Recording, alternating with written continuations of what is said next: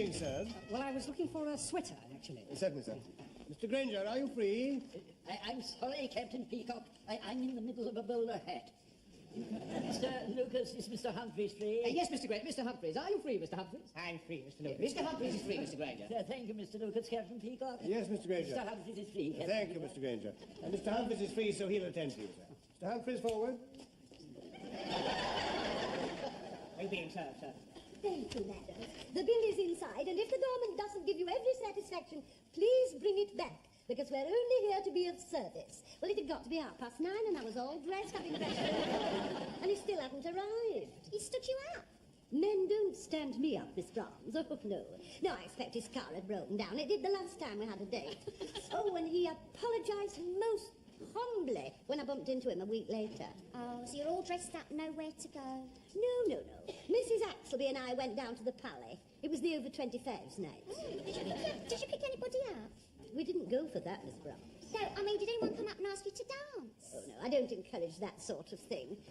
Anyway, I didn't like the look of any of the men there. So after we'd stood by the dance floor for about 20 minutes, sussing it out, you know, we went into the bar. Oh, you didn't get sloshed again? Certainly not. We just had a few gin and tonics. Only one of the tonics I had must have been banned. There are sometimes, you know. But anyway, I came over all dizzy. Mrs. Axelby had to put me to bed. Ices. Here we are, Mrs. Slocum. 12 pairs of 30 junior tights, unlucky for some. 12 padded bras. Who's kidding who? And finally, 24 pairs of novelty briefs known to such common persons as myself as naughty knickers. What are you talking about, Mr. Mash? Here, look at that. Oh, it's got writing on. Oh, what does it say, Miss Brown? If you can read this, you're too close.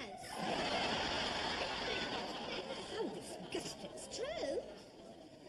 What about them then? Andy. And then there's these come in 4 models.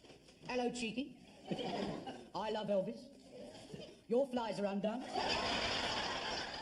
And no parking. Did you ever see anything like it in your life? Well, my boyfriend bought me a pair of those once, but I wouldn't wear them. Oh, what did they say? In case of emergency, pull down. That must be worth a £5 fine. That'll be quite enough of that, thank you, Mr. Mash. Captain Peacock. Are you having trouble, Mrs. Slocum? I certainly am, Captain Peacock. I can only give you a moment. I have to see Mr. Rumbold. I absolutely refuse to display these. Well, you're not being asked to wear them, are you? Certainly not. I wouldn't put them on for £1,000. How much would you take them off for, then? Mr. Mash, get back to your basement. Oh, I see. Workers not allowed to have a sense of humour, eh? Hey? Good. Blimey, it's marvellous. Anyway, mate, we have our laughs, don't you worry. You want to see what they've written about you on the walls of our cars? Now, see here, Captain Peacock. I refuse to have anything to do with these vulgar garments. They're not that bad. Progress has to march on, Mrs. Slocum. Not wearing those, it doesn't. I have to remind you that you are all paid to sell the goods purchased by the buying department. And if I don't? No one is irreplaceable. You're not going to stand for that, are you? I very nearly said something very cutting and rude, I can tell you. I bet. What you going to do about it? I have a good mind to hand in my resignation. Your resignation? Oh, not so loud. Oh, it's you, sir. Definitely you. Don't you think so, Mr. Lucas? Yes, it's definitely the customer. It seems a little tight to me. They are being worn tight this year, sir. Particularly that one. I wanted it for golfing, you see. Ah, will be very good, sir. Keep your arms stiff, you see. Why don't you try a swing, sir? Oh, you have a lovely movement there. Yes, well, I do have a very small handicap. Oh, dear. You can probably find a pair of tight trousers to go with it. It grips me under the arms. Yes, well, there's a lot of tension in that Shetland wool, sir. Yes, it's the nervous sheep, you know. They live near a firing there. Thank you, Mr. Lucas. Why don't you try another swing, sir? Yes. Well, it's very good for driving. How is it for putting? It's pulling. Perhaps it's the way you're holding the club, sir. What you must remember, sir, is it will stretch after the first wash. I thought wool always shrank. No, that's a popular misconception, that, sir. I mean, you only have to think about it to see it couldn't possibly be true. Otherwise, every time it rained, the sheep would get smaller, wouldn't they? No, I definitely need the next size. We haven't got the next size. We must have the next size. We've only got a 48. That's the next size. Next size? Hold up, Mr. Humphrey. Here we are, sir. How's that? Where's he gone? Oh, me. There. Well, there's not much in it, really. Don't you think it's a little long? Well, they are being worn long this year, sir. It'll be very good for your handicap. What you must remember, though, is it will shrink after the first wash. I thought you said wool doesn't shrink. Ah, that's pure wool. You see, this is half wool and half extruded man-made fibre. The extruded bit shrinks in hot water. The man-made bit shrinks in cold water. In fact, sir, there's no point in wearing it at all until you've washed it. All right. I'll take it. Sail, Mr. Lucas. Oh, it's a very dear thing, Mr. Humphreys. Let me help you out of the small ones. Oh, thank you. Yes, would you? You all right in there, sir? Stop! Mr. Humphreys, would you mind holding the gentleman's rear while I pull from the front? Pleasure, Mr. Lucas. It's like pulling a Christmas cracker, isn't it? I wonder who's going to get the novelty. There we are, sir. He's gone. I beg your pardon? He's gone. What's gone? My toupee. You've lost it. All right. Are they attending to you, sir? They are looking for my very expensive, undetectable hairpiece. We're having a bit of trouble detecting it. It's in the jumper. Ah. Should we comb it now, sir, or after you put it on? Give it to me. Oh, takes years off you. Is it all right? Yes. Not quite as undetectable as it was. What other colours did they have? Yes, I certainly made my point, Captain Peacock. I'm having nothing to do with those things I said. Well, he must have told Rumbold because he's bringing him over. Oh, it wouldn't sneak, would he? Well, Rumbold's looking very ugly. Yes, well, look at the start he's got. Mrs. Slocum, Miss Brahms, one moment, please. Yes, Captain Peacock? Mrs. Slocum, something quite shocking has come to my ears. I thought that happened when he was born. I'm afraid I had to tell Mr. Rumbold about your insubordinate attitude. There are some knickers that I will display and some that I won't. And those I won't are staying in my drawers. I see. And Miss Brahms backs me up in this, don't you, Miss Brahms? Yes, and Mrs. Slocum feels so strongly about it, she's prepared to resign. Is this true, Mrs. Slocum? Well, what I meant was that I shall have to consider it very carefully. Very well. But I haven't had time to consider it yet, have I? And I do think that someone with my excellent sales record should be allowed some discretion as to the stuff I push. I mean, don't you agree with me, Mr. Granger? If you want my opinion, you've been nothing but trouble since you put foot on this floor. You two-faced old crab. I take it that you don't support Mrs. Slocum, Mr. Granger. If she wants to resign, let her. We can do with that space to expand our trousers. Our trousers have been rather restricted since the ladies arrived, haven't they? Oh, bursting at the seams, Mr. Humphreys, yes. That area has been devoted to our trousers for over 25 years. Yes, in those days, before the ladies arrived, it was known as bargain bags. Now they're here, it still is. I must say, in Mr. Granger's defence, that his sales have gone down since the ladies took over half the floor. Perhaps because he's a bit past it. Past it! Past it! A glass of water for Mr. Granger. A glass of water coming up. Tell that woman I'm severing my connections. Should I cancel the glass of water, then? You know, I really don't know why Mr. Granger's blowing off at me. I mean, it wasn't my idea to move into his trousers. Yes, he's being uncommonly rude. It was a great shock to Mr. Granger to suddenly find ladies in his trousers. Wouldn't have been so bad if it had been sports equipment. I had no idea that Mrs. Slocum's underwear was causing so much friction. Neither did I. Anyway, I could easily get a top job somewhere else, you know. Harrods have been making some very interesting overtures. Yeah, what for? The piano department? I also have very good connections with Marshall and Snellgrove. And the beauty department at Swan and Edgar's have made me a very interesting offer. What was it, a free facelift? That's it. I'm going. Mr. Granger, don't stop her. Oh, no, I was just going to ring for the lift. You can't go without your hat and coat. I'm not going outside. I'm going up to see young Mr. Grace. I'm going to put my points before him personally. Good morning, Mr. Slocum. Good morning, Mr. Grace. May I say, Mr. Grace, that it does our hearts good to see you looking so flamboyant. There's something I'd like to show you, Mr. Grace. Yes. We don't want a scene here. Keep him talking. May I suggest one of our silk handkerchiefs for your top pocket? That's quite a good match, I think you'll agree. Yes. What do you think of that, Mr. Grace? Oh, I prefer it.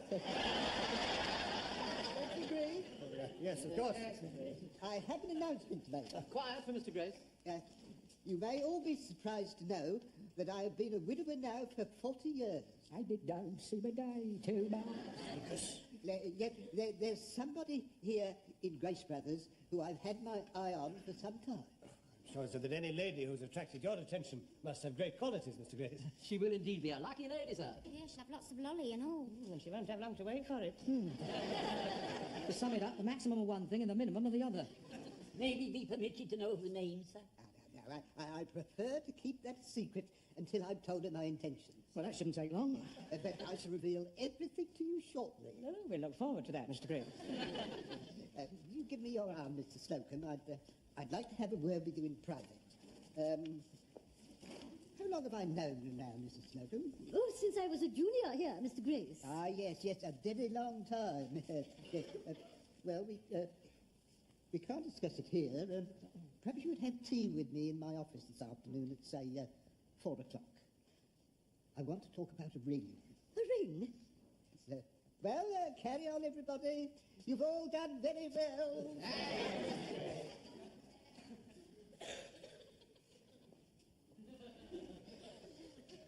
A ring? A ring. He's going to propose. If she marries him, she'll be in charge of the whole store. Yes, after that tiz was this morning, it looks as though Mr. Granger's going to lose his trousers altogether. Not to mention us, our jobs. She'll be the power behind the throne. I never like to think of people having power there. Oh, Mr. Slocum, we all heard that. Does that mean you and him are going We to... don't wish to make any comment at the moment. Just get me a chair, Miss Brown. Yes, Mrs. Slocum. I'm sorry about our little misunderstanding, Mrs. Slocum, but I was only doing my duty. As a matter of fact, when I spoke to Mr. Rumbold, I did say that my sympathies lay with you. But it was you who said we'd better put her in her place. No, sir, what I actually said was there should be a better place for us to put her in. No hard feelings, Mrs. Slocum.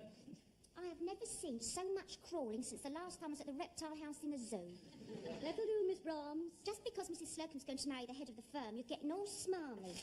Have a squeeze, Mrs. Slocum. No, thank you, my dear. I have to think of my figure for a little longer. Besides, I haven't actually said yes yet, you know.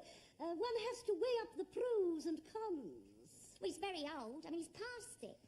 Yes, I'm not sure whether that's a pro or a con. Anyway, he's not all that old. I mean, he's only about 70. Well, he certainly doesn't look 70. No, looks about 85. Besides, age has nothing to do with it. I wonder where he's going to take you for honeymoon. They'll have a lot of earthquakes in Japan. What's that got to do with it? Well, get into a nice hotel, get him in the bridal suite and wait for a tremor. You've got till 4 o'clock to make up your mind. Do you think he's going to pop the question? And if he does, Mrs. Slocum, what's the answer going to be? I shall have to think about that very carefully. If you have any bother, you must do. He loves me not with your tea bags. Oh, but my hair's an absolute sight. I wonder if I could get an appointment up in the Continental Beauty Salon with Madame Beryl. Of course, it would mean having an extra long lunch break. No, I'm sure that'll be quite in order. Those decisions are mine, Captain Peacock. Take as long as you like, Mrs. Slocum. Don't worry about your lunch. I'll send you down a bit of fairy cake. Yes. You don't want your tum to rumble just as you're about to say, this is so sudden. But what am I going to wear? I mean, I must look my best. The full facilities of my department are at your service, Mrs. Slocum. She's hardly like to get proposed to wearing a three-piece suit. I was referring to our superior fitting room with two-way mirror. I beg your pardon. What Mr. Granger really meant was the mirror you can see back and front in at the same time. Comes in quite handy sometimes. And I'm sure that Mr. Rumbold would welcome your choosing any garment from the ladies' department. Of course, I was about to say that. Oh, how kind. Of course, I would have to choose something suitable to the occasion. How about opportunity knocks?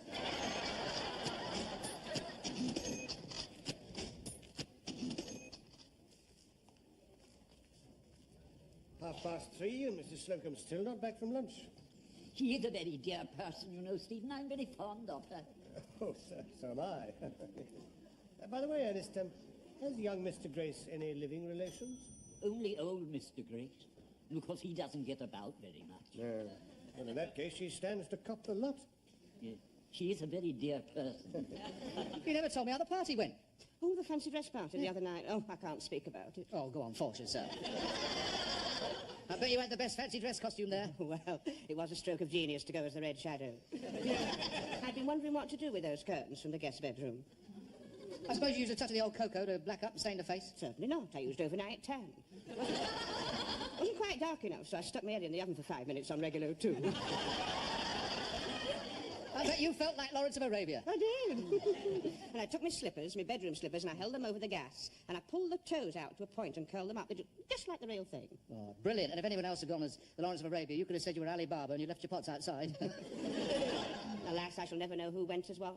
What do you mean? Well, my minicab broke down, didn't it? And I had to walk. I couldn't remember the address, and I had no idea where the flat was, and I was knocking on doors at random. Oh, so there you were in your curled-up slippers, your best curtain material, feeling desperate. Until 2 policemen threw their arms round me. You found the fancy dress party then? No, but you try walking round Golders Green at midnight dressed as an Arab, knocking on doors.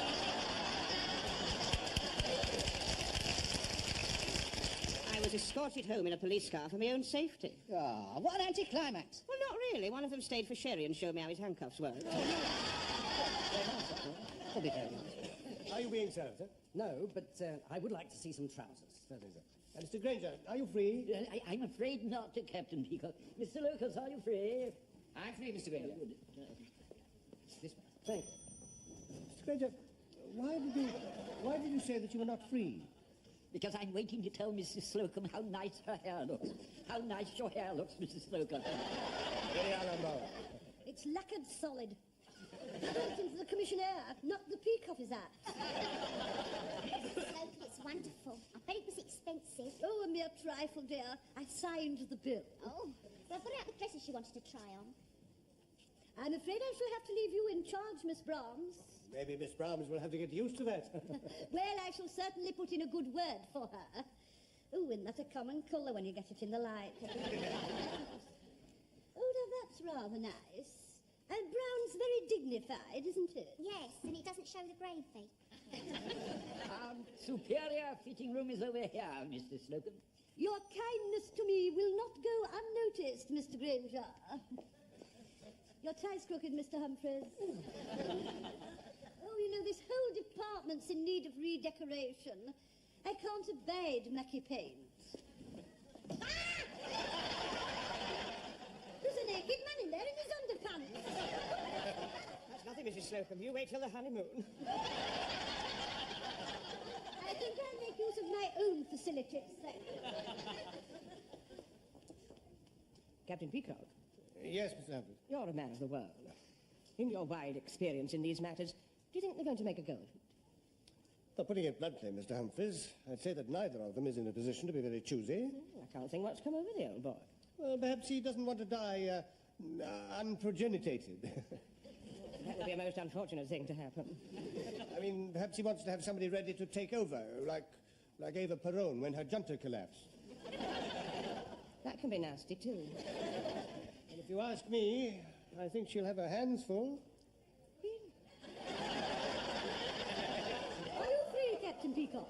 Yes, indeed, Mrs. Slocum.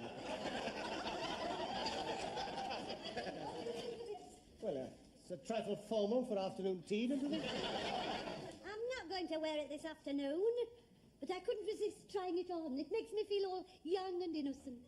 A remarkable garment indeed.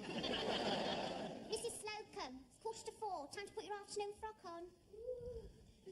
La-da-da-dee. Oh, be still, my fluttering heart. That's wind from your fairy cake. Well, it looks as if she's made up her mind. In 5 minutes' time, she'll be up in Mr. Grace's office. I wouldn't mind being a fly on the wall up there. I can tell you exactly what you'd see. Tea for two, a silly old muffin and a tired old bit of crumpet. Come in, come in. Here are the rings you wanted to have a look at, Mr. Grace. Ah, thank you, Miss Robinson. Where's the tea? Just coming, Mr. Grace.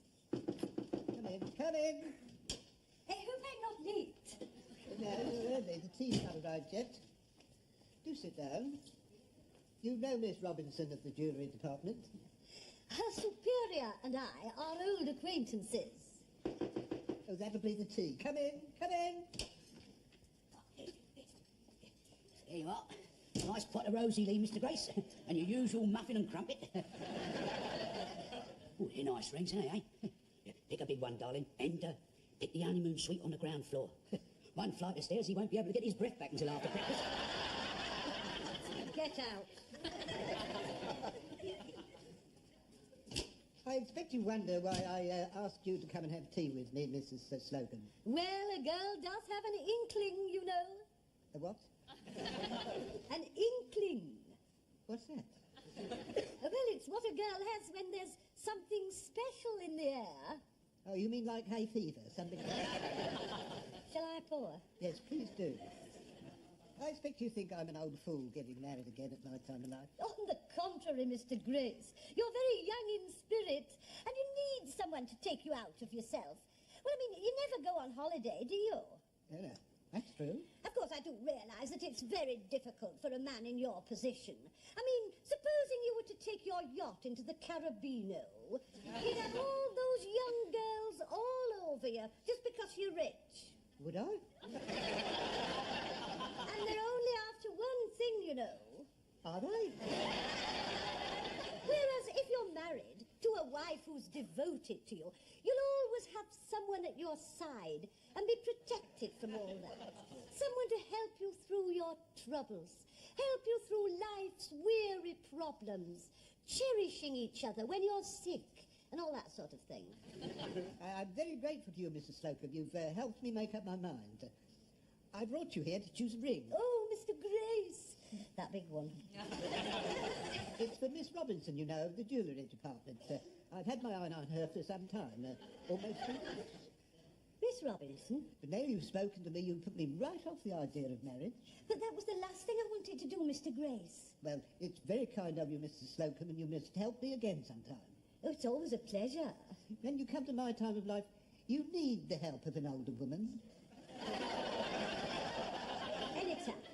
Feel free. You haven't drank your tea. I don't think I fancy it now. Well, take a muffin in case you feel like it later. You're too kind. But is there anything else? I don't suppose there is.